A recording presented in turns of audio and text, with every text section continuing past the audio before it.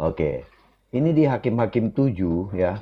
Ini ada kisah Gideon yang akhirnya untuk ketika berperang melawan orang Midian ya. Nah, di sini ada satu tindak tanduk yang dilakukan kalau kita bisa melihat. Inilah dikatakan di ayat 6 ya. Inilah orang yang tidak akan pergi bersama engkau, dialah yang tidak akan pergi gitu kan. Lalu Gideon menyuruh rakyat Wah, itu turun. Jadi menyuruh rakyat itu turun ya di sini. Menyuruh rakyat itu turun meminum air dan berfirmanlah Tuhan kepadanya, barang siapa yang menghirup air dengan lidahnya seperti menjilat ya, anjing menjilat, haruslah kau kumpulkan sendiri. Ya, demikian juga semua orang yang berlutut untuk minum. Lalu ya ayat 6, 7 ayat 6, jumlah orang yang menghirup membawa tangannya berkemulan dengan 3 orang. Tetapi yang lain dari rakyat itu semuanya berlutut untuk minum air.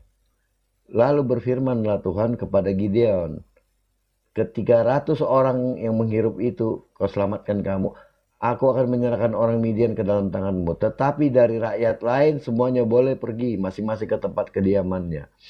Gitu ya.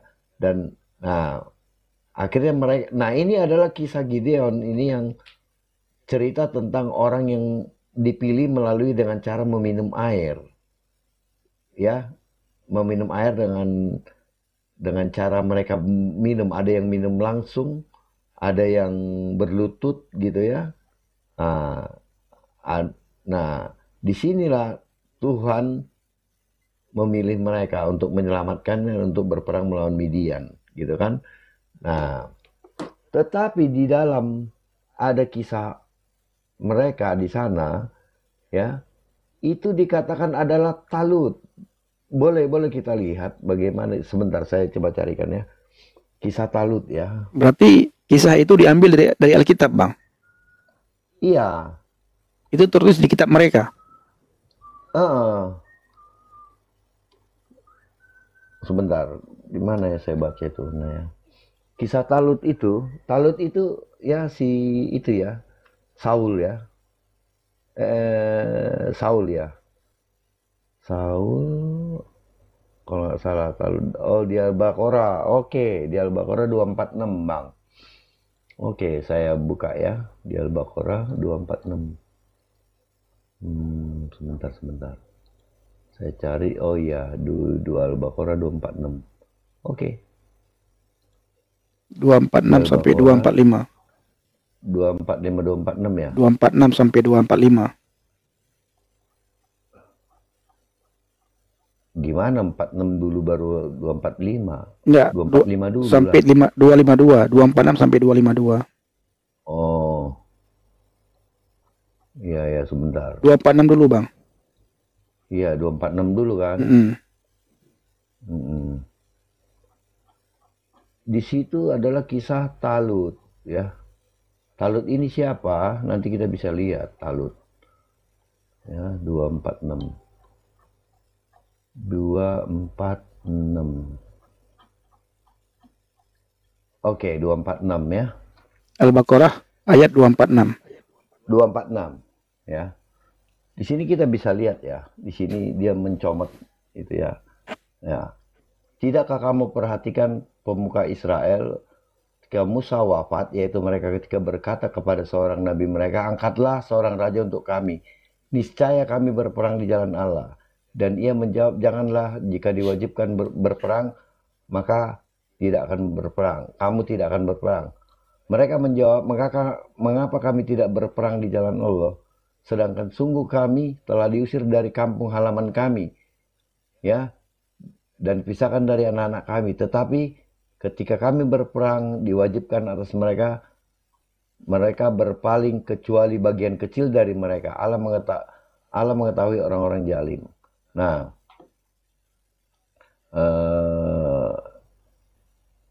di sini tentang Talut ya masih ya. Sesungguhnya kerajaan takut padamu sampai yang minum. Kalau nggak salah di ayat berapa yang meminum? Oh ya, nih. Maka ketika Talut keluar di ayat berapa nih? Ayat 49.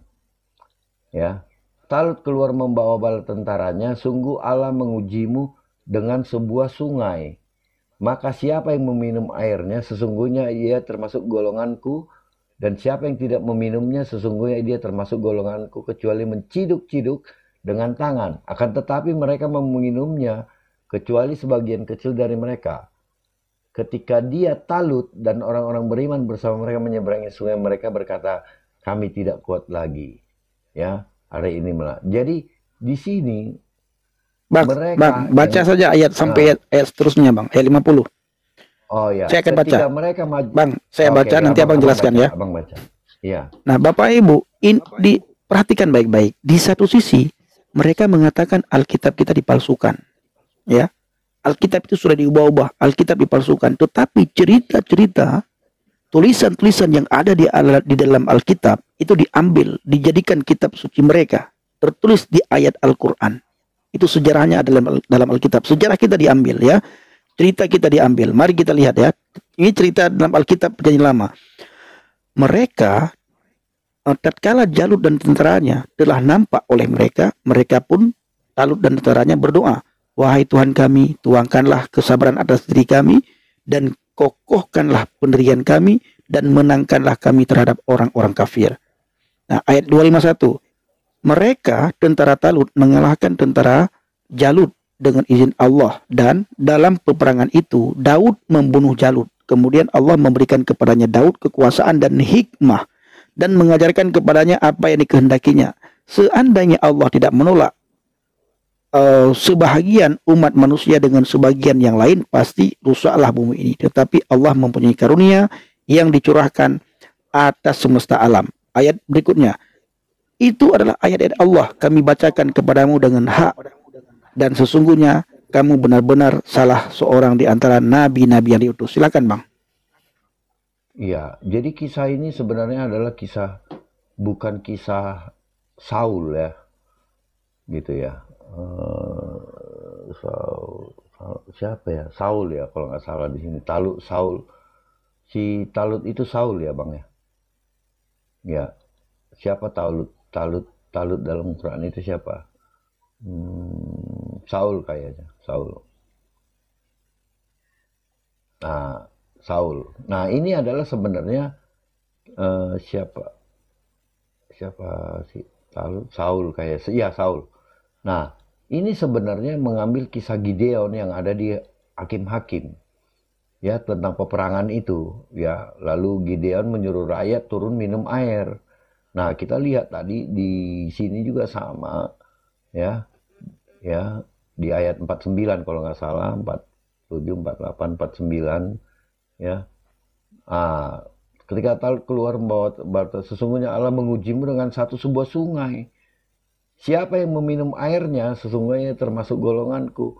Yang tidak meminum, sesungguhnya termasuk golongan, kecuali menciduk-ciduk dengan tangan. Ya, menciduk dengan tangan. Kita lihat di Hakim-Hakim, sama dikatakan, barang siapa yang menghirup air dengan lidahnya seperti yang ini, harus kau kumpulkan sendiri. Ya, nah jumlah orang yang menghirup dengan membawa tangannya ke mulutnya ada 300 orang, tetapi yang lain dari rakyat itu semua yang meminum air. Kita lihat yang menciduk dengan tangan ya, membawa air dalam tangannya ke mulut. Sama di sini, kecuali, nah sesungguhnya dia termasuk golonganku, kecuali menciduk-ciduk dengan tangan. Nah, akan tetapi mereka meminumnya kecuali sebagian kecil di antara mereka. Sama ya dengan ini tadi. Ya. Nyontek berarti mereka. Tetapi lain dari rakyat itu semuanya berlutut minum air. Nyontek. Cuman ada 300 orang yang menciduk airnya. Ini diambil dari kisah Gideon. Siapa? Gideon. Nyontek berarti. Tetapi di sini dibilang adalah Talut. Talut itu siapa? Siapa Talut? Sebentar kita lihat. Siapa Talut? Siapa Talut? Udah nyontek, salah lagi. Dalam oke. Siapa Talut? Talut dan Jalut itu siapa? Talut. Oke, kita lihat Talut ya. Talut ya, Bani Israel, bla bla bla. Nah, Talut ini adalah tokoh Saul yang disebut dalam Alkitab. Nah, lihat nih teman-teman. Nah, plagiat enti. Talut, raja ini dianggap sebagai tokoh Saul disebut dalam Alkitab. Jelas kita lihat tadi yang cerita atau kisah yang dengan orang-orang yang dipilih itu untuk berperang dan orang-orang yang dengan cara meminum air itu adalah kisah Gideon. Ya. Ini tentang Gideon, bukan tentang Saul.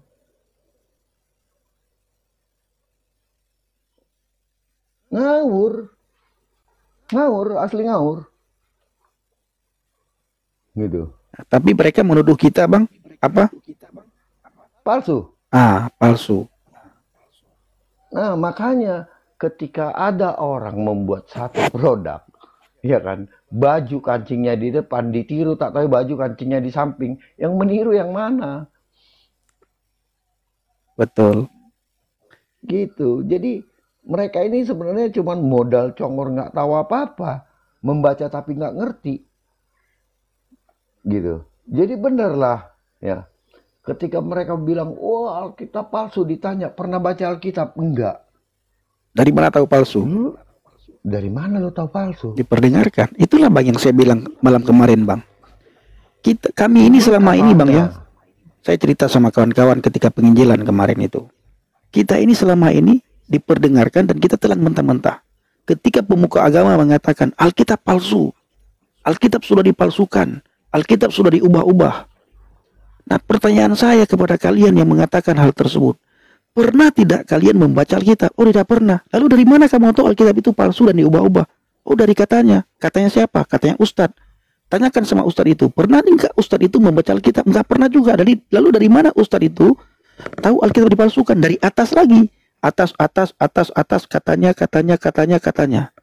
Artinya saudara-saudara, teman-teman semuanya, Bapak Ibu dikasih Tuhan, itu adalah doktrin dari turun-temurun, ya. Doktrin dari turun-temurun yang diperdengarkan, yang diulang-ulang, akhirnya dibenarkan dan jadi satu kebenaran, jadi satu kepercayaan bagi orang yang mendengar. Alkitab dipalsukan. Sementara orang yang mengatakan Alkitab dipalsukan tidak pernah membaca Alkitab. Di salah satu rukun iman, mereka wajib beriman kepada kitab-kitab sebelumnya. Tetapi oleh pemuka agama mengatakan kitab sebelumnya itu sudah dipalsukan dan mereka tidak pernah membaca. Dari mana mereka tahu kitab sudah dipalsukan sementara mereka tidak pernah membaca? Itu tadi doktrin turun-temurun, ya, turun-temurun. Nah, seperti hal ini ketika kita bukakan, pasti banyak di antara mereka yang kaget, saudara. Kenapa ceritanya diambil dari Alkitab? Sementara Alkitabnya orang Kristen sudah dianggap palsu. Pasti ada di sekian, ini penonton kita kan 304 ya pagi ini.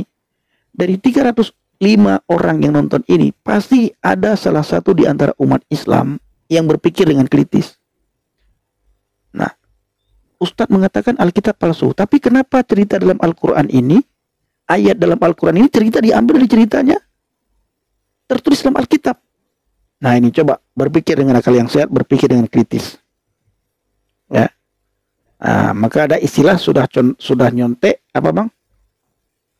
Salah lah. Salah lagi. Itu dia. Tinggal nyontek doang lu. Tinggal nulis ulang. Makanya ketika nyontek itu minta izin, Pak Guru. Izin nyontek ya Pak Guru ya, karena saya terlambat. Kerjain PR. Iya. Saya terlambat datang, saya tidak sempat. Ya, izin nyontek ya. Tulis dengan teliti. Lalu jujur. Ya. Ini. Iya. Makanya ini adalah zaman internet. Oleh sebagian orang, zaman ini adalah zaman apa namanya itu kiamat. bagi ada satu agama yang mengatakan ini kiamat ini. Kenapa kiamat, Bapak Ibu? Karena apa yang selama ini ditutup-tutupi di zaman internet dibuka terang benderang. Ya, di zaman internet dibuka terang benderang apa yang selama ini ditutup-tutupi. Nah, makanya benar apa yang ditulis oleh Bang Rilek Dudi ya. Bang Rilek mengatakan di Iran itu baru-baru ini murtad itu 1 juta orang. Iya, betul sekali, ribuan orang murtad, di ratusan ribu orang murtad di Iran. Kenapa? Zaman internet. Mereka mencari kebenaran. Kenapa mereka sampai mencari kebenaran? Karena diulang-ulang bahwa Kristen itu begini, Alkitab itu begono. Akhirnya kebanyakan di antara orang yang mendengar itu, yang berpikir dengan akal yang sehat dan kritis, cari tahu sendiri. Benar tidak sih yang dikatakan oleh ustadz, yang dikatakan oleh pemuka agama? Nah, ayo kita cari sendiri yuk. Kalau dulu kan mereka harus beli Alkitab, baru mereka bisa baca. Sekarang tidak perlu lagi beli Alkitab. Sudah tinggal download. Nah, ini hebatnya di internet. Nah, dan apa yang disembunyikan ternyata, oh ternyata begini. Seperti ada satu pribadi ya, waktu saya masih dalam agama itu, satu pribadi ini benar-benar diceritakan tentang yang baik-baik. Oh hebat segala macam. Ternyata ketika saya percaya dan ini zaman internet, saya melihat, menemukan hal-hal yang tidak pernah saya dengar selama ini. Ya, waktu saya di iman saya yang lama, di agama saya yang lama, saya tidak pernah mendengar bahwa pribadi ini kok begini, enggak, karena diperdengarkan yang baik-baik semuanya. Ternyata di zaman internet ini kita membaca hadis-hadis tertentu, tulisan-tulisan tertentu. Oh, Tuhan Yesus tolong. Ternyata begini ya. Ternyata begono ya. Ini Bapak Ibu, ini zaman internet ini. Makanya semua orang Kristen, ayo pergunakan internet untuk beritakan kabar baik, untuk kita bersaksi. Ya, setidaknya tulis ayat-ayat Alkitab. Yesus berkata, akulah jalan dan kebenaran dan hidup. Udah setelah tulis itu, biarkan di situ. Ada sendiri nanti orang datang membaca. Ketika orang itu membaca, ada yang komentar negatif di situ. Bapak Ibu tidak usah balas. Ada yang balas lagi nantinya. Tugas kita adalah tulis. Yohanes 14 ayat 6 berkata begini. Yohanes 3 ayat 16 berkata begini. Matius 1 berkata begini. Bapak Ibu tulis. Mari pergunakan media sosial untuk menceritakan kabar baik. Pergunakan media sosial untuk bersaksi. Pergunakan media sosial untuk menceritakan kebaikan Tuhan. Pergunakan media sosial untuk menceritakan siapa itu Yesus Kristus. Maka Indonesia akan dipenuhi dengan kemuliaan Tuhan. Baru Indonesia damai, aman, tentram. Ya, haleluya. Tuhan Yesus amat baik.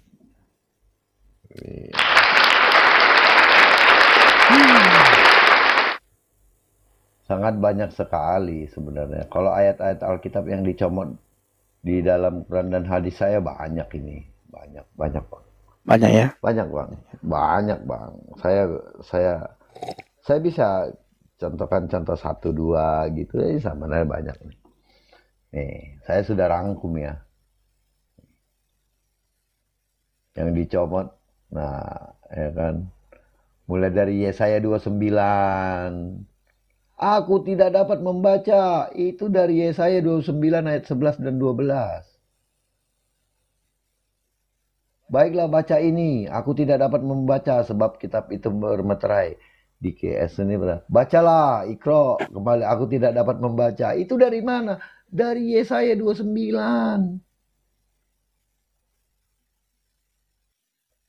Bangkitlah dan menjadi teranglah sebab terangmu sudah datang.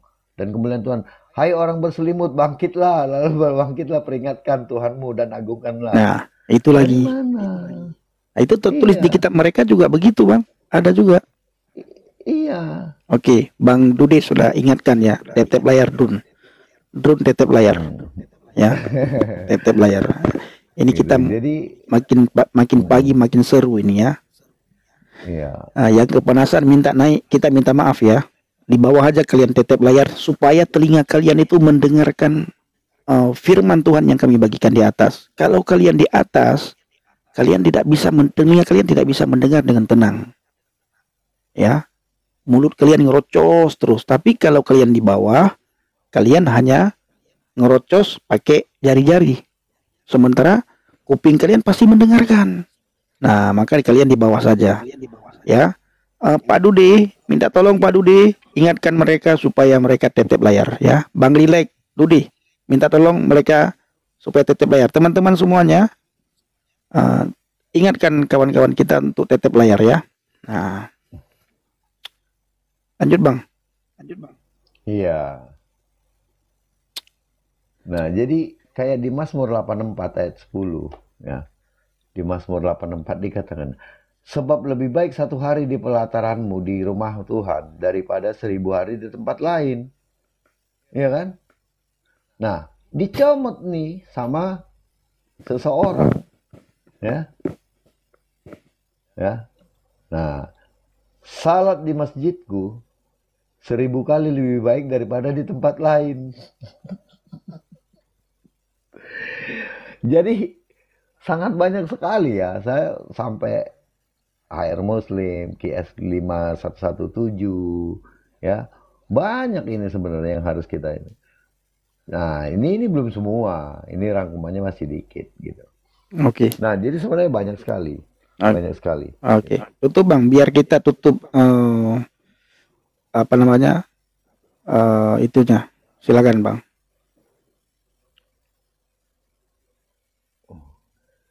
Kenapa Bang? Lanjut apa? Silakan ditutup pembahasan barusan supaya Ya, oke.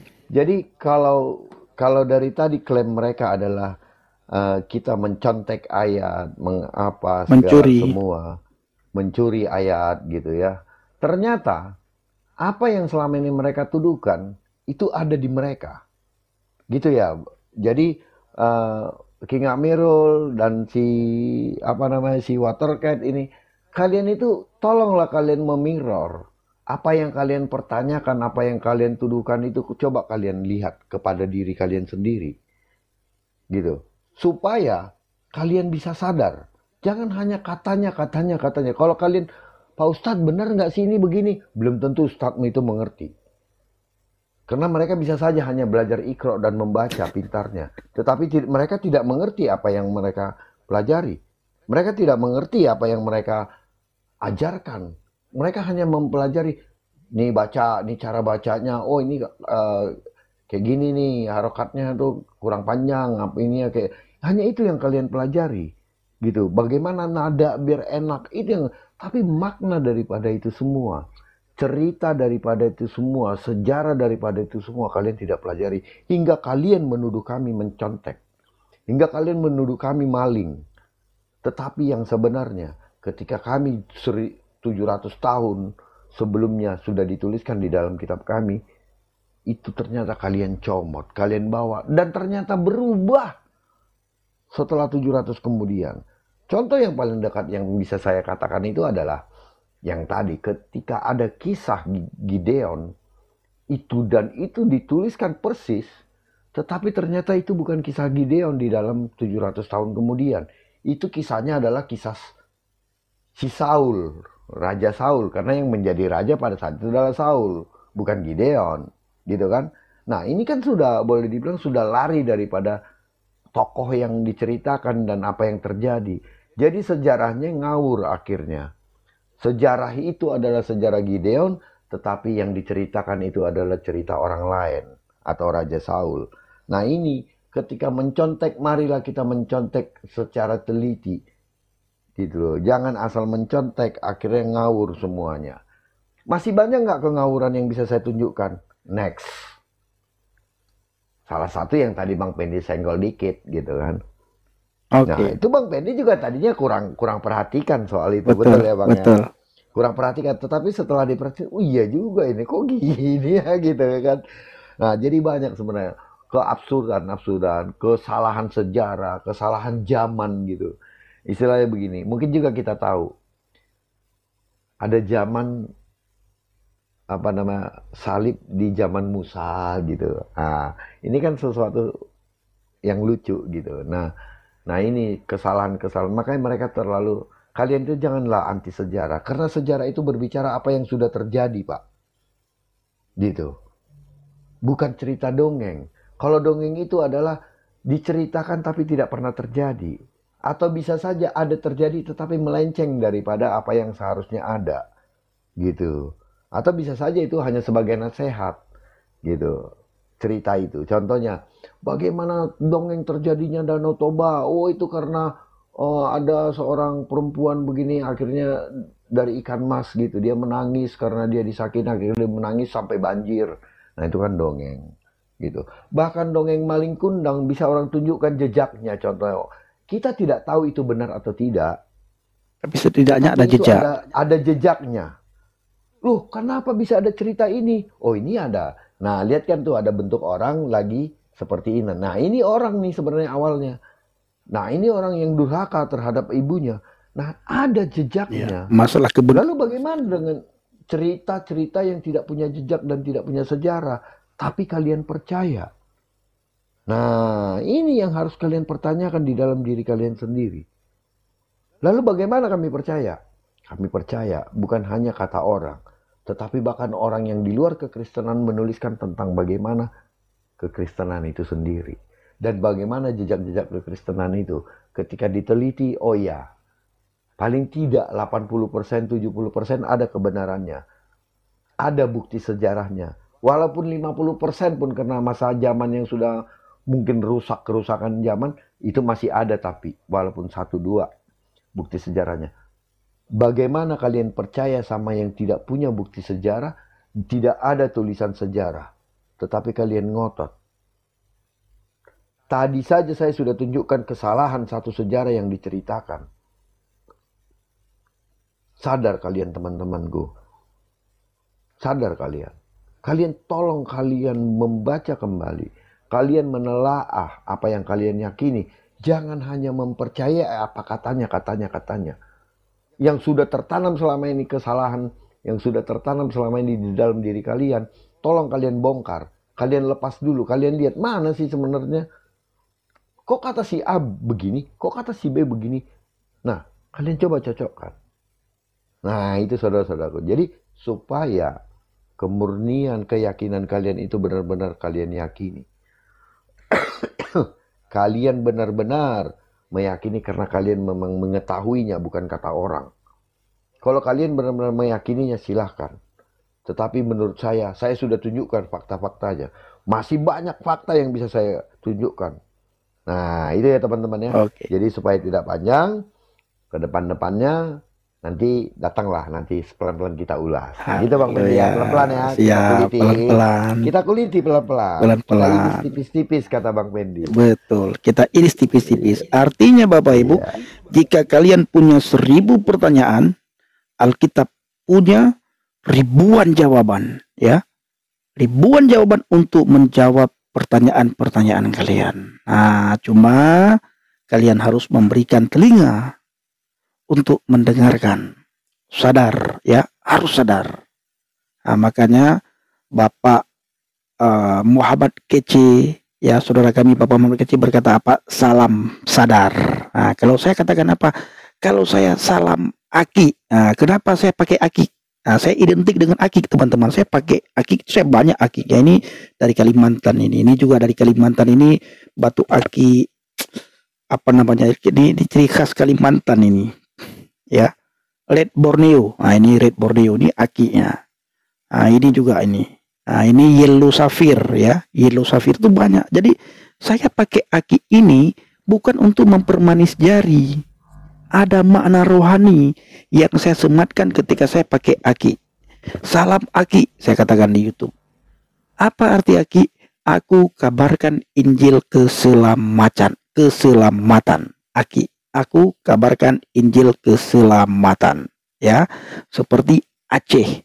Aku cinta Elohim Hamasyah. Haleluya.